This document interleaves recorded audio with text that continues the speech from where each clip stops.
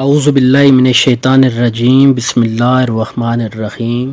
السلام علیکم معزز ناظرین، میرے پاس جو آج کا ٹاپک ہے وہ ہے والدین کی خدمت۔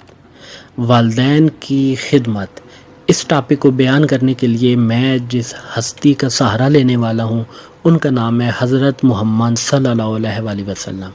معزز ناظرین، حضرت محمد صلی اللہ علیہ وسلم کے فرمان کے مطابق میں بیان کرنے کی کوشش کروں گا کہ والدین کی خدمت کتنا بڑا اجر و ثواب رکھتا ہے، اور والدین کی خدمت اس ٹاپک کو میں نے 3 چھوٹے چھوٹے حصوں میں تقسیم کر لیا ہے۔ اول، والدین سے نیکی گناہوں کا کفارہ ہے۔ نمبر 2، والدین کی خوشنودی خدا کی خوشنودی ہے۔ اور نمبر 3 پر والدین کے ساتھ نیکی کرنے والوں کے لیے ملائکہ کی دعائیں۔ معزز ناظرین، سب سے پہلے والے حصے میں آتے ہیں جو ہے والدین سے نیکی گناہوں کا کفارہ ہے۔ ماں باپ سے نیکی بہت سارے گناہوں کا کفارہ ہے۔ چنانچہ روایت ہے، ایک آدمی حضرت رسول خدا صلی اللہ علیہ وآلہ وسلم کی خدمت میں حاضر ہوا اور کہنے لگا، یا رسول اللہ، ایسا کوئی برا کام باقی نہیں بچا جس کا میں نے انجام نہ دیا ہو، کیا میرے لیے توبہ ہے؟ ان حضرت صلی اللہ علیہ وآلہ وسلم نے فرمایا، جاؤ باپ کے ساتھ نیکی کرو تاکہ تمہارے گناہوں کا کفارہ ہو۔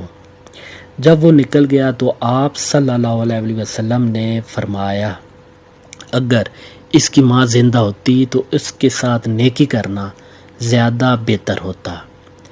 نمبر دوسرے حصے میں اس طرح ہے کہ والدین کی خوشنودی خدا کی خوشنودی ہے۔ اس میں ان حضرت صلی اللہ علیہ وآلہ وسلم کا ارشاد ہے، والدین کی رضامندی میں اللہ کی رضا ہے اور ان کی ناراضگی اللہ کی ناراضگی ہے۔ مزید آپ نے ارشاد فرمایا، والدین کے ساتھ نیک سلوک کرنے والا بیشک میں پیغمبروں میں ایک درجے کے فرق پر ہوگا، اور والدین کا آگ شدہ جہنم کے فرانہ میں سے ایک درجے کے نیچے ہوگا۔ معزز ناظرین، میرے پاس جو تیسرا اور آخری حصہ ہے وہ ہے والدین کے ساتھ نیکی کرنے والوں کے لیے ملائکہ کی دعائیں۔ حضرت امیر المومنین علیہ السلام فرماتے ہیں، والدین کے ساتھ نیکی کرنا واجبات الہیہ میں سے سب سے بڑا فریضہ ہے۔ رسول خدا صلی اللہ علیہ وسلم کے ارشاد ہے، آپ فرماتے ہیں کہ اللہ کے 2 فرشتے ہیں، ان میں سے ایک فرشتہ کہتا ہے، خدایا والدین کے ساتھ نیکی کرنے والوں کو تمام برائیوں اور تمام آفتوں سے محفوظ رکھ۔ اور دوسرا فرشتہ کہتا ہے کہ خداوند عالم، جن لوگوں نے اپنے والدین کو ناراض کیا ہے انہیں اپنا غضب کے ساتھ ہلاک فرما۔ اور معزز ناظرین، اس میں کوئی شک نہیں کہ فرشتے کی دعائیں قبول درگاہ الہی ہوتی ہیں۔ معزز ناظرین، میں امید کرتا ہوں کہ آج کی ویڈیو آپ کو بہت پسند آئی ہوگی۔